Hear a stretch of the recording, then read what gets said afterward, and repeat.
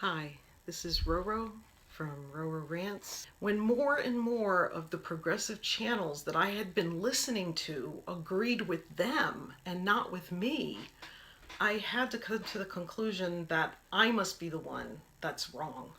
Now, I've always been really progressive on economic issues. I always was. I agree with the Green Party platform that we should forget about the markets, the old capitalist economy altogether, and just leave it behind. Build our own communities. Like I said in other videos, I posted that meme with the quote,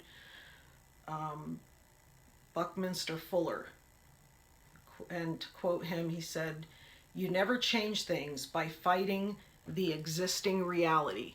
To change something, build a new model that makes the existing model obsolete." And that's how I feel about this. I think that the idea in the Green Party platform of building these new off-the-grid, self-sufficient communities where we all use renewable energy, aero farms to grow food, and find new ways to purify water and focus on survival instead of the economies and the markets and all that. Because climate change is real. Our species' existence on this planet is at stake. But that's for another video. I'm not going to go into that. But this model of self-sufficient communities could make the old military-industrial complex and predatory capitalism obsolete. So on economics, I'm way progressive. But I had a difficult time trying to get behind social progressivism. Now, here's a slide. This is from one of the videos from the New Progressive Voice. Joshua, and it describes social liberalism versus social progressivism. I kept thinking that it was about accepting racism, and I just could not overlook that. Part of it is that I have a biracial son, and the mama bear comes out, and I'm a Black Lives Matter activist, but I've been a civil rights activist even before I had my son, since about 4th grade when we learned about slavery. I had a good teacher. She gave me a book, this book, Slave Girl by Betsy Haynes. And if you're around my age, you may have read this book. It was based on the letters by Harriet Jacobs, but made for a grade school level. And it really affected me emotionally. Then I started reading on my own, Martin Luther King, Malcolm X. I went through a lot of changes in my life, but I'll make some other videos about my experiences and how they shaped my beliefs. Then, when everyone got cell phones about 10 years ago and started posting all these videos of Black men and teenagers being killed by police, I just lost it. I started posting Black Lives Matter stuff all over my Facebook. I started wearing a hoodie. Even my dog had to wear a hoodie. This is my dog in a hoodie. Because pit bulls understand, they're victims of breedism. Over 1 million pit bulls are euthanized every year, and most of them are wonderful dogs. But because a small fraction of pit bulls are used in fighting, they have this bad rep. And it's not their fault that they're used in fighting. They don't want to fight. They just want to love, like any other dog. A family to love them, affection. Nina is the sweetest, cuddly little thing, and when I walk her, people cross the street. People scoop up their children like she's going to eat them whole. And she's great with kids. She would never hurt or bite anyone. She just wants to play like any other dog. Seriously, we were at the lake walking around the path, and this little girl comes running up to her to play with her, like, "Doggy, I want to pet the doggy." And their father did this slow motion run. No!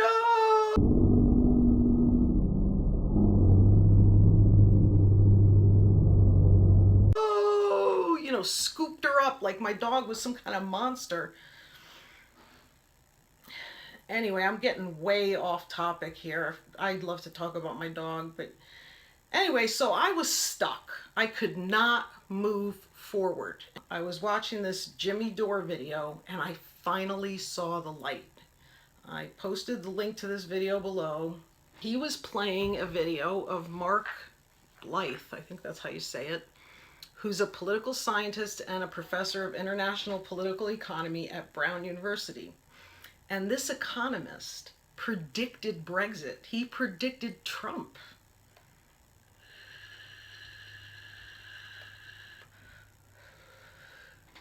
He saw what's happening globally. The problems that we're having are not limited to the United States. All the European countries, other countries around the world are going through the same thing.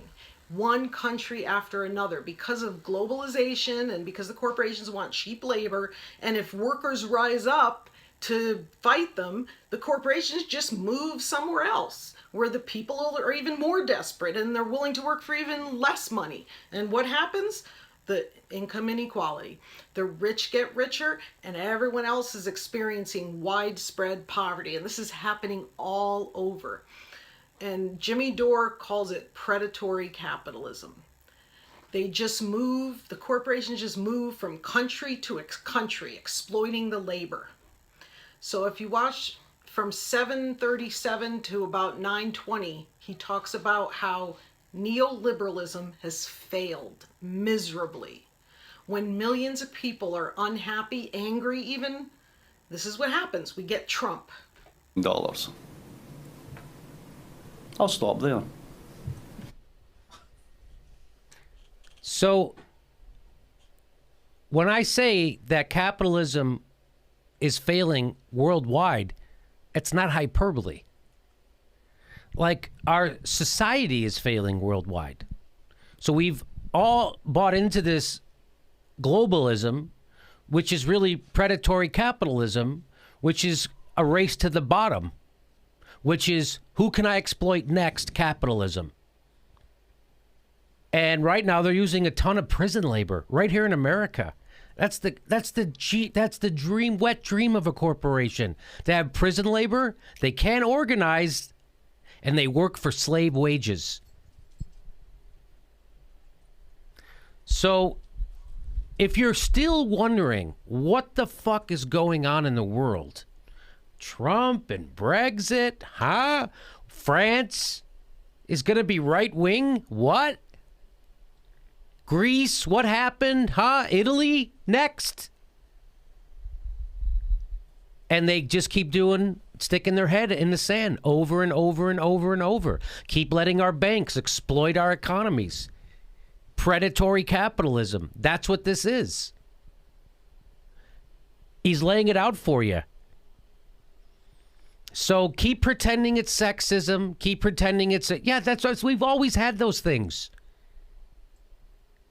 But keep ignoring that half the country in America is poor and in poverty. We pay twice as much for our health care. No one gives a shit. Everyone's like, yeah, I guess that's just how it is. At 9 minutes, when he says, keep pretending it's sexism, that's where it finally hit me. Except instead of sexism, for me, it was racism.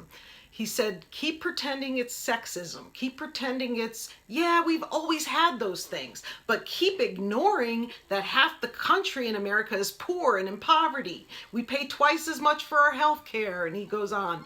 So what I've had a big revelation is about, yes, right, racism, sexism, these are all problems.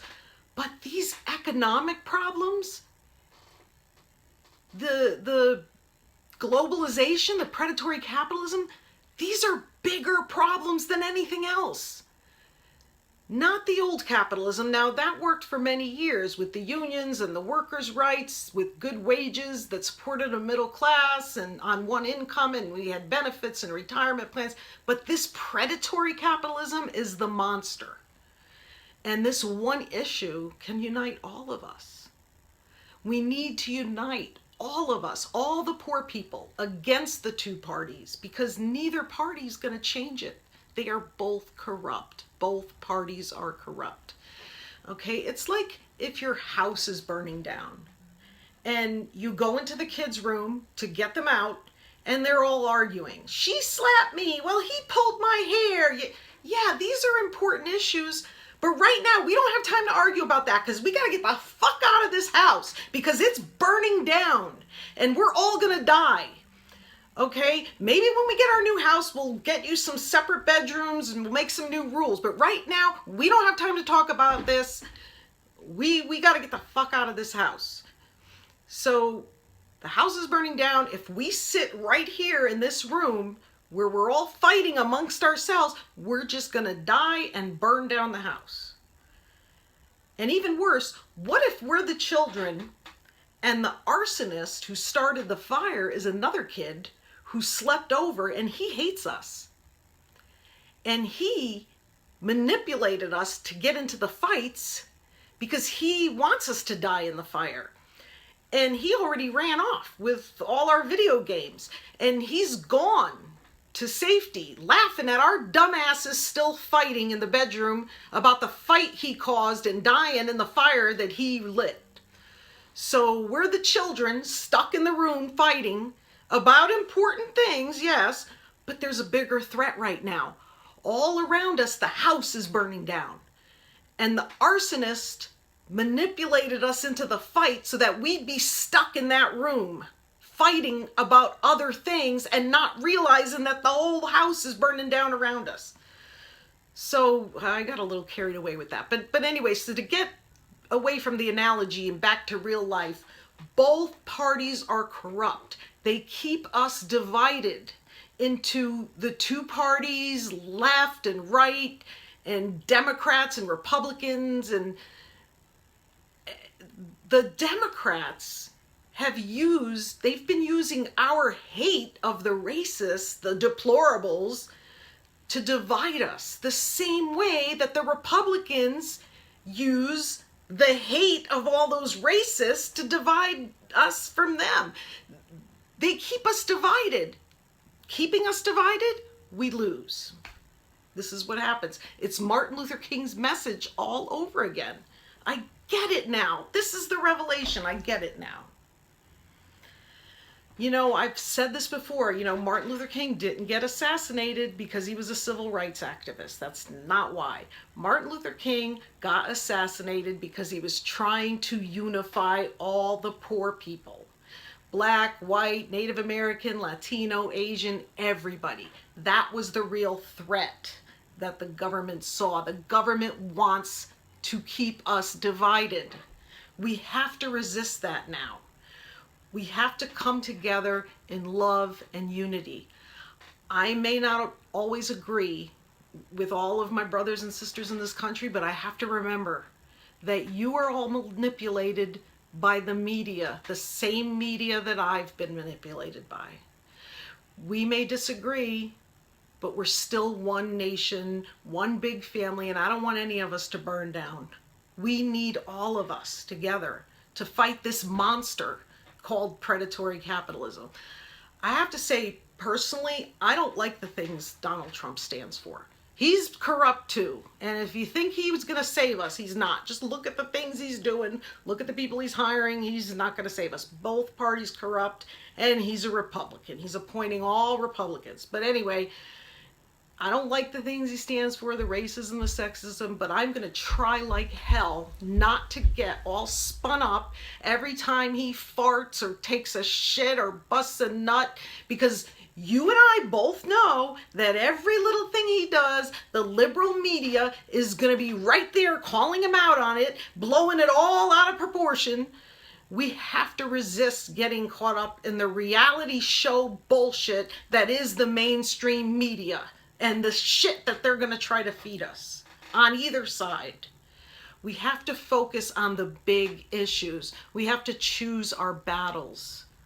When he tries to do things that really hurt our cause, that is when we protest like hell. And if he does do something extreme, like try to make a Muslim registry, well, we'll cross that bridge if we ever get to it, because I don't think we'll ever be able to do it, because it's unconstitutional.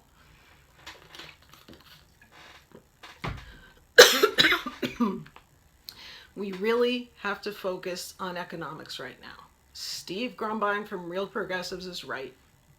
Our house is burning down, and all the houses around the world are burning down too. And, excuse me, we have to put out the fire before we can solve any of the other problems. In other words, neoliberalism, predatory capitalism is failing around the world. Our economies, our societies are failing. once we solve the economic problems, everything else will just fall into place, because a lot of these other problems are just created by the media anyway. Until we band together and solve this, nothing else really matters. So this is Roro Rants. Please like and subscribe. I don't make any money off this. I just want to know you're out there and watching me to encourage me. Thanks.